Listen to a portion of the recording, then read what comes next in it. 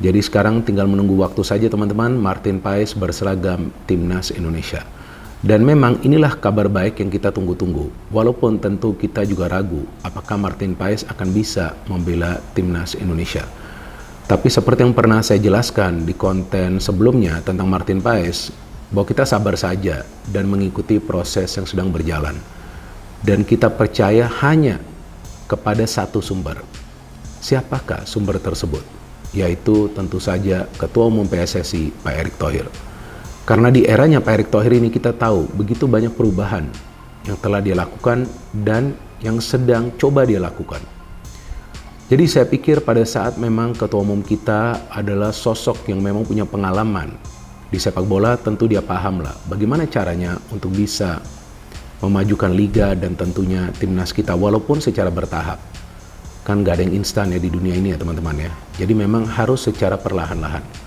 Karena tidak mudah juga untuk melakukan yang namanya perubahan. Tapi so far ya so good lah yang dilakukan oleh Ketua Umum PSSI ya. Saya membuat konten ini bukan untuk memuji setinggi langit Ketua Umum PSSI, tapi memang inilah faktanya. Jadi di channel YouTube Triple B ini ternyata benar. Jadi sekali lagi kita senang dengan berita ini. Artinya kekuatan ini belakang dari tim nasional kita semakin bertambah secara signifikan. Dan tentunya juga kedua kita harus memberikan respect, memberikan rasa hormat, terima kasih buat gila ini sih benar-benar gila Pak Erick Thohir ini ya, datangin Argentina, kemudian dia mempertahankan Sintayong tentunya, kemudian juga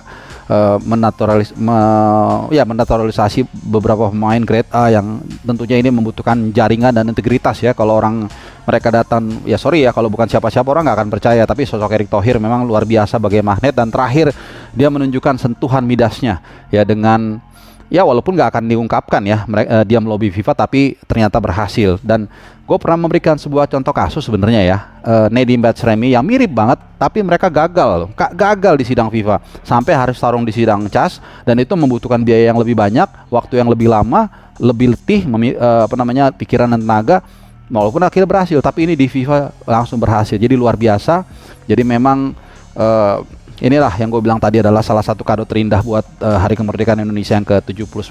Nah tentunya yang gue bilang tadi, kehadiran atau eligible-nya Martin Paes untuk membela timnas Indonesia itu bukan hanya sekedar ada sosok tinggi besar di bawah misar gawang nanti yang akan mengawal tim nasional kita menghadapi Arab, Australia dan seterusnya, tapi juga secara moral ya. Secara moral pasti para pemain juga lebih percaya diri, lebih senang, lebih optimis, dan bukan tidak mungkin nih teman-teman ya, karena ini adalah grade A juga nih yang masuk ke tim nasional kita. Bukan tidak mungkin nanti oleh Romney juga kita lihat lagi ngecun ya, akan mulai berpikir ulang ya, kenapa gua nggak ngambil kesempatan untuk menjadi WNI dan membela tim nasional Indonesia. Karena kita lihat bagaimana para pemain dunia ya, paling nggak pemain papan atas lah mau bergabung ke Indonesia, dan kita lihat juga magnet dari Pak Erick Thohir yang mesti gue ucapin berkali-kali ini sangat luar biasa.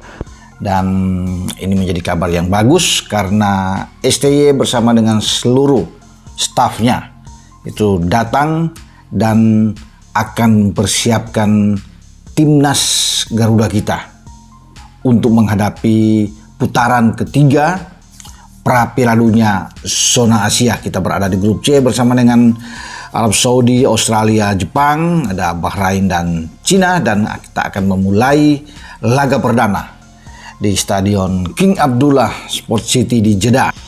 Dan ini tentunya harus disiapkan secara baik. Ketua Umum PSSI Pak Erick Thohir juga mengatakan harus benar-benar kita siap betul dengan tim ini, karena kita melakoni laga-laga yang terbilang berat, sulit di grup C ini. Semua lawan bagus ya, bukan saja ada Jepang, ada Australia dan Arab Saudi, tapi Bahrain dan Cina juga tim yang sangat baik. Makanya setiap laga ini harus kita fokus dan bermain sebaik mungkin. Ini menjadi tugas bagi STY. Makanya STY perlu untuk mengambil Yeon Kim Hoon ya. Yeon Kim Hoon ini baru saja berhenti sebagai pelatih di Suwon Samsung Blue Wings, dan dia sempat menjadi pelatih terbaik kalau nggak salah ya pada bulan April yang lalu. Namun dia memilih untuk mengikuti ajakan dari STY. Ya, ini menjadi tantangan dia untuk melatih pertama ya di luar Korea, dan dia memilih Indonesia. Tentunya dia merasa ini tantangan tersendiri untuk membuktikan bahwa dia mampu. Artinya apa yang saya pikirkan dulu di awal waktu kita rekrut pertama pemain luar, your job awal-awal ya. itu kan banyak sekali Pro dan kontra. Jealousy lah, segala macam. Saya waktu itu berpandangan beda. Saya bilang mereka datang kemari karena mereka profesional. Iya. Pasti dia akan bawa hawa positif. Iya.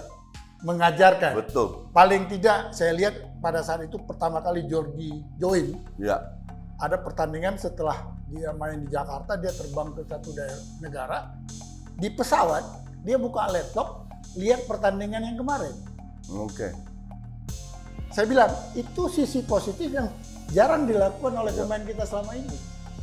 Ya. Tapi dalam dunia profesional di luar seperti itu kehidupannya. Ya. Orang itu selalu melihat hasil pertandingan atau pertandingan ke depan, itu kan hal-hal positif. Nah, hari ini kan tadi sengaja saya coba ngobrol sama Coach di awal, saya kepingin kulik bagaimana benar seperti saya pikir dulu. Hawa positif itu dibawa. Maka dan itu sekarang, terjadi sekarang ya? Ya, dan sekarang anak-anak kan jadi berubah pola pikirnya. Ya, mereka juga nonton. Dan gue sempat bertanya juga, kalau lu bikin kesalahan Marcelino, apakah lu ada analisis nonton match-nya lagi? Dan itu wajib dari Sintayong. Jadi Sintayong mewajibkan setelah pertandingan semua pemain nonton lagi, lihat kesalahan mereka apa, mereka catat, mereka diskusikan. This is good. That's good. That's very good. Kan memang itu yang harus dijalani oleh seorang profesional. Artinya kan, STY merasa dia tidak cukup mampu, dia butuh bantuan, akhirnya datangkan Yom Ki-hoon. Sekarang tentang sosok Yom Ki-hoonnya, betul dia profil mantan pemain tim nasional, dia juga jadi pelatih. Tapi dari sisi catatan rekor pertandingannya gitu loh, dia sendiri juga irit gol bagi timnas Korea Selatan gitu loh. Sebelum lebih lanjut, jangan lupa tekan tombol jempolnya, sebagai tanda bahwa kalian cinta Timnas Indonesia.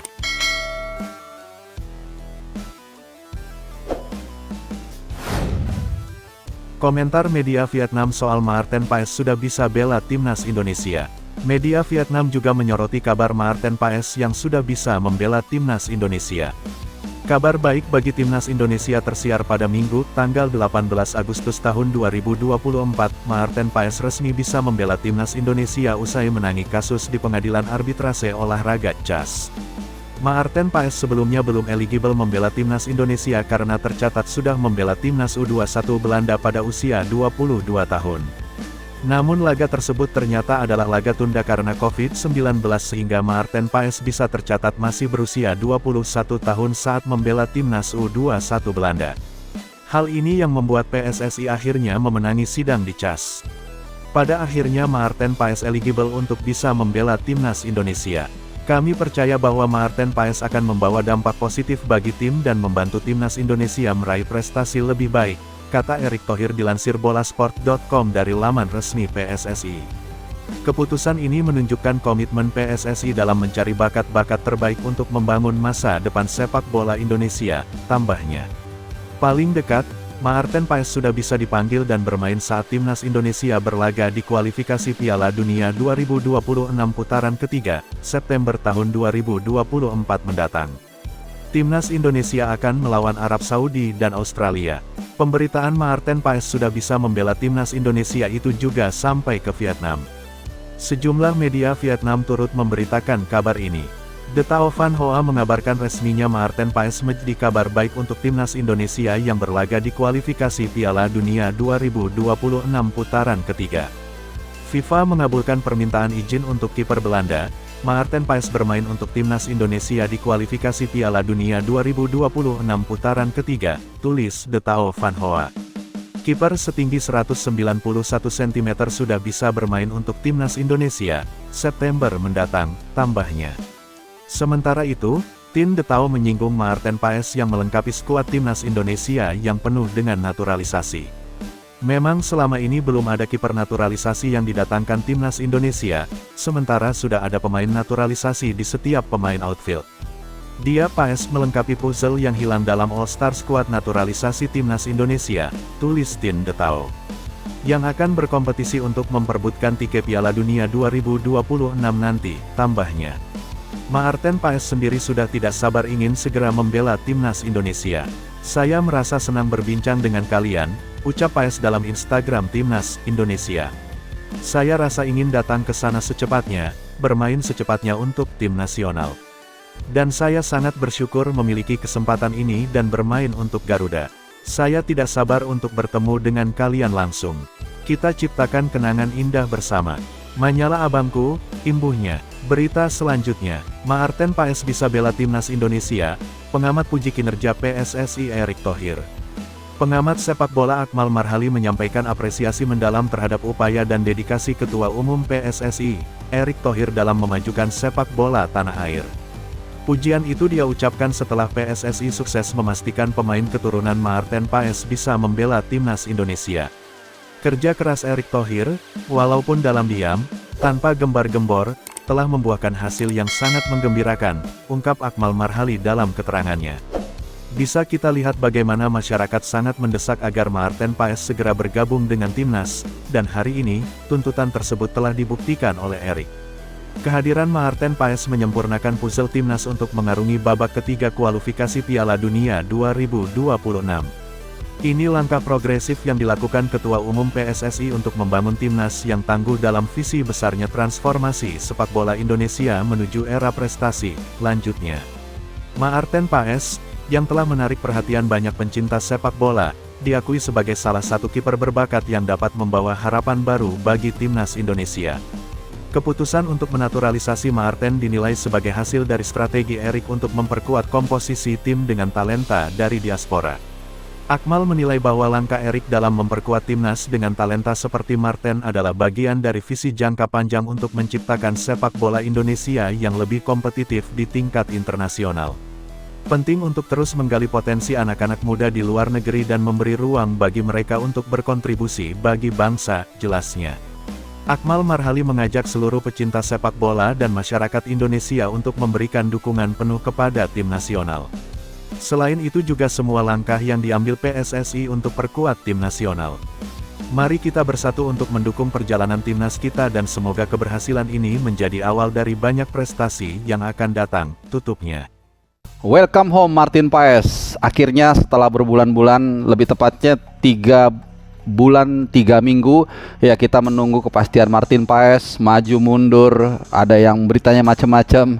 Akhirnya Maarten Paes bisa juga membela jersey berlogo Garuda di dada. Ya, seperti kalian semua, gue yakin sebagian besar sudah mendengar berita yang paling ditunggu-tunggu, kado yang terindah buat Hari Kemerdekaan Indonesia yang ke-79.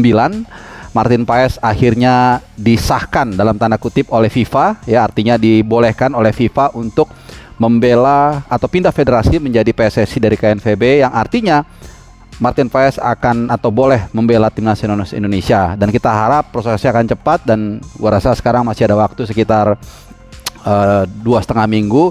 Jadi kalau nggak ada aral melintang, Maarten Paes nanti akan bisa membela Indonesia di kualifikasi Piala Dunia round ketiga nanti tanggal 5 September di Jeddah menghadapi Arab Saudi. Dan gue sempat ngangkat ini tapi agak-agak ragu ya, karena juga nggak mau menimbulkan gaduh. Tapi biarlah ya, yang empunya pekerjaan, yang empunya keringat, yang empunya networking, yaitu siapa lagi kalau bukan Ketua PSSI kita ya, Pak Erick Thohir, yang luar biasa ya. Kita harus memberikan, gue harus memberikan salam hormat kepada beliau.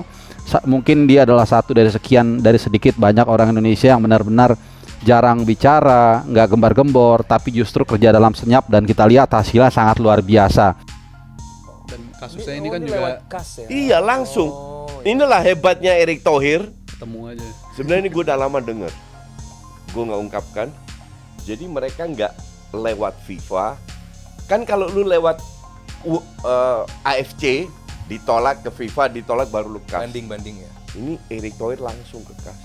Akselerasi. Dan lawyer-lawyernya adalah itu Jangan. yang bekerja. Iya. Jadi emang Canggih. segimana Erick Thohir, gue emang salut sama ini orang. Di sepak bola ya, gue nggak bahas di luar itu. Di PSSI Erick Thohir ini gila hebat. Jadi update sekarang sedang menunggu di CAS. Ya, dan udah ada Court of deadline. Arbitrase ini. Udah ada Iya. deadline. Jadi emang belum. Dan kenapa ini makan waktu lama? Mungkin ini kasusnya beda dari kasus-kasus cas pada umumnya karena kasus yang Karena kali ini neneknya. garis keturunan itu kan yang dipermasalahkan. Jadi menurut gue ya mereka butuh waktu sangat layak untuk mempertimbangkan. Bukan garis keturunan. Itunya yang katanya ya. Bukannya karena Kediri dia itu pernah kan? bukan Kak, karena dia pernah memperkuat timnas Belanda U21. Oh itu pun kan karena telat ya kan turnamennya harusnya karena COVID jadi Iya. Mundur. Whatever alasannya lah. Nah, setahu gue bukan garis keturunan. jadi karena pernah senior. Iya, Pernah pernah main di timnas Belanda yang senior. Terakhir Kalau bicara di CAS itu tidak ada jadwal sidangnya Martin Paes, tidak ada. Ini yang membuat saya itu agak bagaimana ya?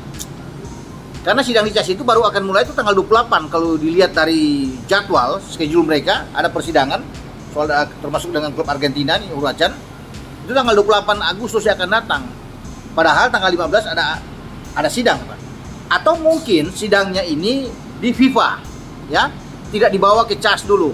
Nanti kalau gagal di FIFA baru masuk PSSI akan bertarung di CAS.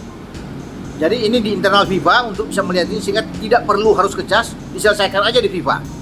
Ketika FIFA mensidangkan ini, kemudian tanggal 18 ada pengumuman. Kalau FIFA tidak mempermasalahkan, saya pikir aman. Karena masalahnya ada di FIFA kan. Ya. Kalau FIFA sudah bilang oke, ya tidak perlu lagi. Berarti ini ada gol. Golnya ini Martin Paes bermain buat tim nasional kita. Dan kita tahu bahwa inilah adalah pertandingan yang sangat penting bagi timnas kita karena ini merupakan pertandingan pertama kandang dari timnas kita. Dan kita tahu timnas kita berada di grup yang maha berat. Bukan lagi sangat berat, tapi yang maha berat. Walaupun berat itu kan bukan berarti mustahil. Ya tentu timnas kita punya peluang untuk minimal lolos ke round 4. Dan banyak yang menanyakan kepada saya pada saat saya bertemu orang-orang di luar, apakah itu di gym di mana biasa saya latihan atau juga di kantor atau juga di tempat lainnya. Bung, gimana nih peluang dari timnas Indonesia untuk lolos ke Piala Dunia? Nah, saya selalu menjawab bahwa jangan dulu berpikir untuk lolos ke Piala Dunia karena itu kan masih sekedar mimpi ya. Tapi pikirkan dulu bagaimana caranya timnas kita itu bisa lolos ke round 4 dulu.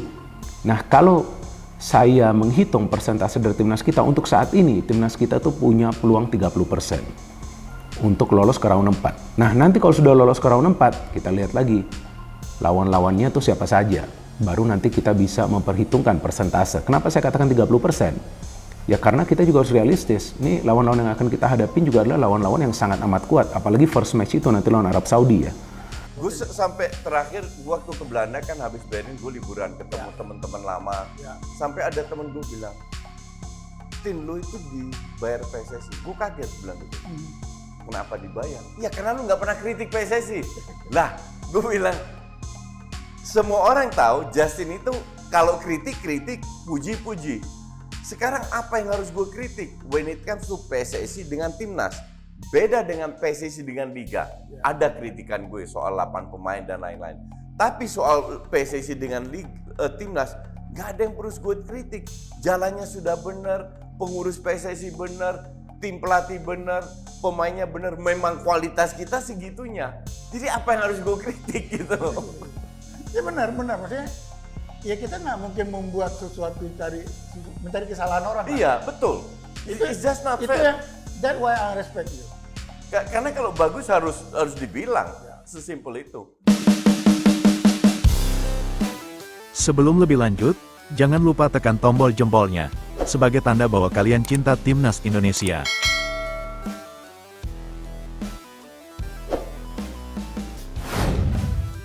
Masyarakat Malaysia iri Martin Paes resmi perkuat timnas Indonesia.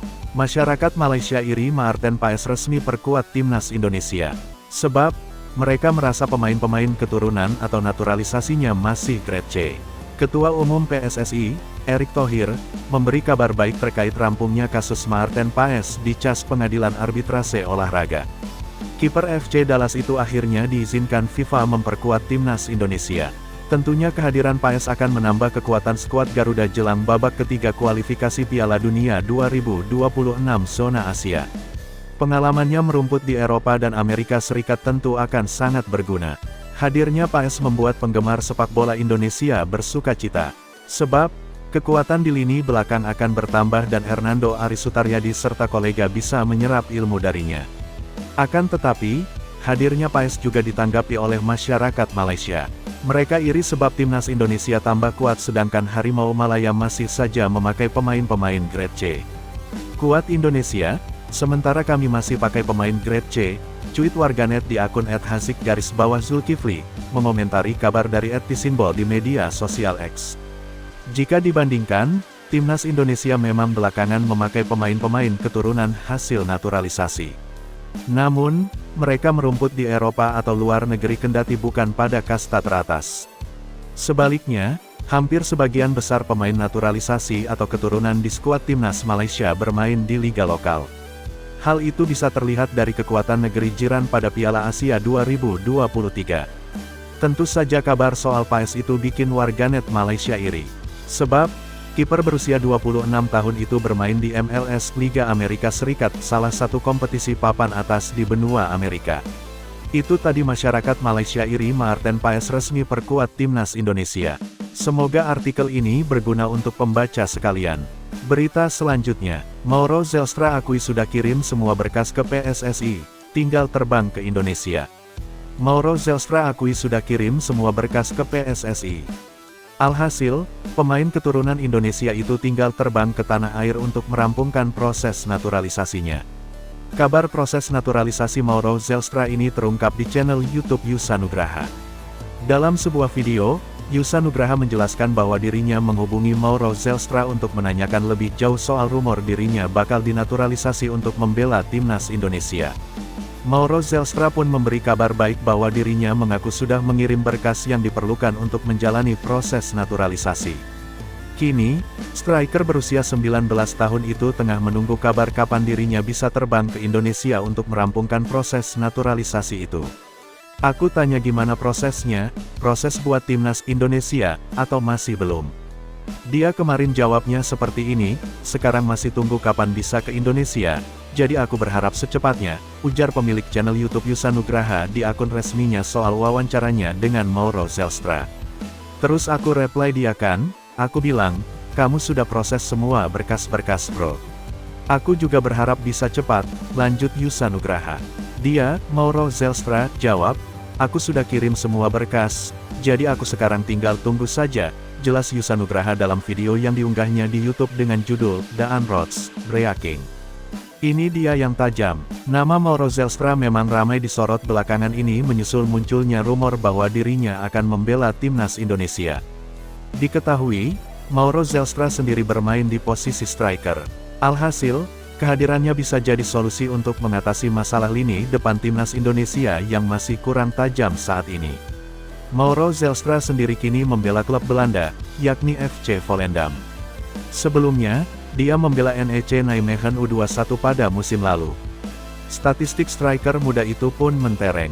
Mauro Zelstra bisa mencetak 9 gol dan 19 pertandingan bersama NEC Nijmegen U21 di sepanjang musim tahun 2023 sampai tahun 2024. Mauro Zelstra mendapat darah Indonesia dari neneknya.